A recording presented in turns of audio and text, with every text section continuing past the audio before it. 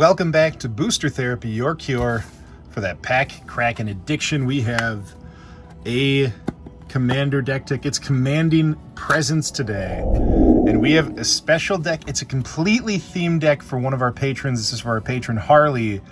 And this deck is themed all around King Arthur and the Knights of the Round Table, and really the movie Excalibur, if you've seen it. So we're doing it's King Arthur Day. Let's do this.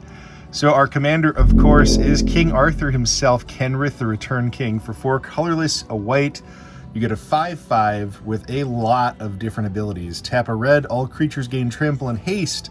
Tap a colorless and a green, put a 1/1 counter on target creature. 2 colorless and a white, target player gains 5 life. 3 colorless and a blue, target player draws a card. And 4 colorless and a black, put a creature card from a graveyard onto the battlefield under its owner's control. So a lot of ability for the almighty King Arthur, and how he is able to benefit his knights on the round table, around the round table. Yes, of the round table. Okay. First, we're going to talk about ramp, and then we're going to talk about some of the cast, and I'm going to be using a lot of the names from the movie Excalibur, but there's a lot of different similar names depending on the book that you've read or the other movies that you might have watched. King Arthur has a few different versions. So the first one is Mox Opal. We have a ton of artifacts in this one, so Mox Opal actually works pretty well with the Metalcraft, and we're playing 5 colors. It just helps us to fix that. Arcane Signet, because every deck should have an Arcane Signet, especially 5 colors, and of course a Soul Ring, because we're playing Commander. The Feyburrow Elder, I love that this is somewhat whimsical, but also just a great mana tapper in 5 colors. Farseek, we have a lot of keyworded lands in this one, a lot of Triumphs, a lot of shock lands. This just helps us get the perfect lands so we can fix our mana and play the deck as it's intended to. Cold Steel Heart, I love that this one just fixes perfectly, so it's in the moment what we need most. We can call that color, and this is what it's going to be. Chromatic Lantern, because it makes all of our lands tap for every single color. Smothering Tide, because it's just incredibly powerful and another great way to build treasure for your king and use that treasure to make his team work. And then the Felwar Stone, because it oftentimes can tap for any color. So that's the ramp, pretty simple.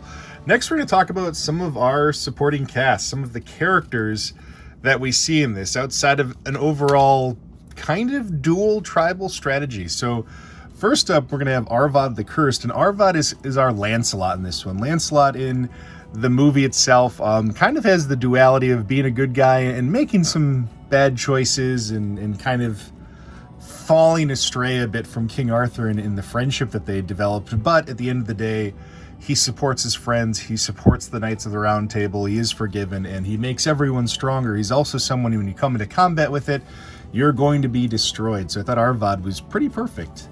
Next, we've got Marchesa, the Black Rose. Not a queen yet, but King Arthur and his love Guinevere. Marchesa helps the king and the knights all become stronger and defeat the forces of evil. Emery, Lurker of the Loch, the Lady of the Lake that hands over the weapon. This card was just too perfect to not be in this deck. It also helps us recur some of our most valuable equipments. Liliana, Death's Majesty.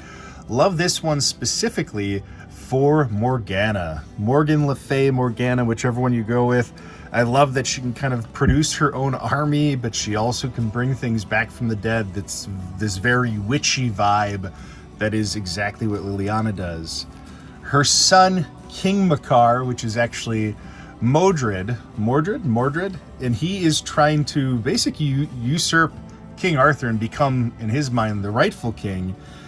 This one's kind of perfect for that. It's just kind of this tragic, evil king who, whenever he's inspired, which in his case, when he becomes untapped, you can destroy things and make treasure or gold to sacrifice for himself. And in the movie, Mordred had some indestructible armor, made it impossible to kill him. So of course, King Makar has his dark steel plate, where he can consistently just attack, become untapped, exiling creatures, and become kind of a menace.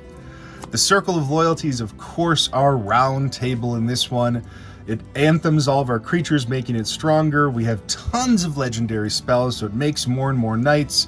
This is just a very fitting round table.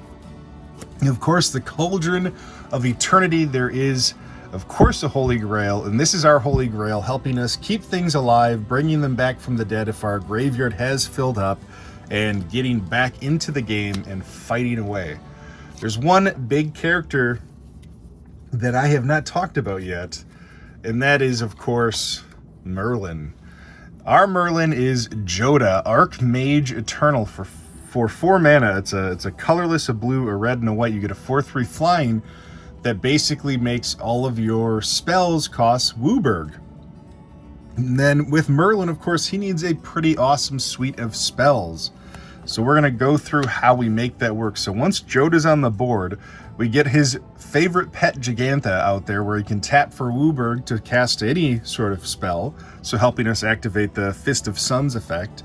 And then we have a handful of super powerful spells that once you have your Merlin, once you have found Merlin and he's on the field with you, you're able to cast. We have Eerie Ultimatum, Ruinous Ultimatum, Conflux to search up one of each colored card, Genesis Ultimatum, the ultimatums work well with Merlin, Captive Audience to shut down one of those evildoers, Emergency Powers to call upon a massive sprint towards an end game and hopefully give you the power you need, Zendikar Resurgent to help you double down on all of these effects and draw more cards, Ingarrick's Wake to destroy everything your opponents control, Expropriate to steal and take extra turns and to get all powerful with Merlin in a pinch, Amanaktu's Augury, similar to Emergency Powers in a sense where it just gets you a ton of extra value and then you can cast a bunch of free spells.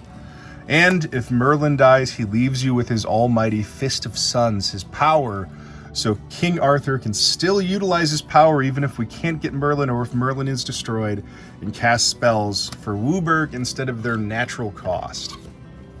Next, we're going to go through just a handful of the other knights in here. They all, in my mind, represent different things, but I figured it'd be some fun to let Harley kind of determine which knight fits which build. So we have Sylvia Brightspear. She helps our dragons get controller. Like I said, this is kind of dual tribal, and you're going to see a fair mix of knights and dragons, and we're going to do it. We're going to make it work. Acclaimed Contender, getting that little extra value for the knights that we have, or even the equipments. Knight of Autumn, love the utility on this card in a game. Ariel, Knight of Windgrace, getting to make more knights and also having an ability to destroy other creatures. Sir Gwyn, Hero of Asheville, making our equipment spells cost 0, so it's just easier to equip our knights. The Midnight Reaper, so when knights die, we get to replenish our hand, or any creature. Murderous Rider, another great one for just taking down planeswalkers and creatures and getting that dual modality in a card. The Valiant Knight, powering up all of our knights and giving them double strike in a pinch. Varchild, Betrayer of Keeldor. I love this one because it represents another one of the knights in my mind, and it also just has some interesting interactions and value. And then Danithic Passion Paragon. This one is just great for helping our equipment spells get a reducted cost, so it's easier to play and utilize them. Next, we're going to talk about some of the dragons we have in this deck. In the Excalibur movie, there was definitely a dragon theme. They're hunting down one specific dragon, but in a lot of the King Arthur stories, you hear about dragons and it being a thing that knights are always after, so we have a handful of dragons. Drakuseth, Maw of Flames is our first one, our main representation of the big evil dragons. This thing is super powerful if you can get it out there. Ramos, Dragon Engine. Love that this one ticks up counters and gives you access to lots of mana, which helps in a 5-color deck. Ugin, the Spirit Dragon, so if we need a quick pinch board wipe or just a powerful dragon planeswalker. Vivictus Asmati, the Dire. I love this one just because, one, it's legendary, so it benefits from a lot of the legendary buff we get, but it also has a lot of fun with just removing permanents. Korvath, Sylvia's partner, so we get Korvath out there, so our knights on our team get flying and haste, and our dragons are pumped up by Sylvia, so they're kind of mutually benefiting each other. And then the Utvara Hellkite that makes more and more dragons. Even when those dragon tokens attack, they just keep making more and more if you can keep Utvara out there. And of course, the Hellkite Tyrant, stealing all artifacts that somebody controls, helping us to do more evil. Or more righteousness. For King Arthur, we're doing the right things. Never are we wrong. Next, we're going to talk about our armory, our equipments, the armory we have. So we have first the Forebearer's Blade for our knights. We have the Hero's Blade, again, a lot of legendary creatures, so it just usually auto-attaches. The Black Blade Reforged, another one that gets a benefit from legendary creatures, is able to give +1/+1 for all of our lands. The Sword of Sinew and Steel, destroying planeswalkers and artifacts. The Sigiled Sword of Valoran, making more and more knights so we can amass a giant board state. The Argentum Armor, this one is super powerful. Equipping it to somebody like our king makes him incredibly powerful, but also destroys permanents on attack. And then, of course, we have our Excalibur, the Ember Cleave, the double strike 1/1 and trample, making for a vicious swing. This is our Excalibur in the deck. A few final cards and then a quick pass through the lands. These are just some of the supporting cards to make everything work a little bit easier. We have Golos, Tireless Pilgrim, getting us any land and also having another side mechanic that works well with the deck. Sculpting Steel to make anything more in our armory if we need more artifacts, if we need more equipments, or if we need more mana ramp, whatever we need. The Boros Charm to protect our noble knights. The Aura Shards to continue to whittle down everyone else's game plan with enchantments or artifacts. The Assassin's Trophy to take out one of those evil things that are in front of us. Lightning Greaves to protect Kenrith or any of our other big creatures as we get them out there, like Udvara Hellkite. Giver of Runes, because the people often protect King Arthur and they hope for his win. Giver of Runes, I thought, represented that really well. Factor Fiction, getting that little extra draw to dig through our cards, find our Merlin, and get online. And then that is it for those, and just a quick pass again through the lands. We have a lot. Oh, we have Chromatic Orrery. That's right. One more card that helps us fix our mana and gives us access to even more draw. But we have a lot of, again, keyword lands here just to help us with fetching them and getting them with some of our mana ramp, especially the Cascading Cataracts, where it lets us just activate Joda every time pretty cleanly, no matter what mana we have out there.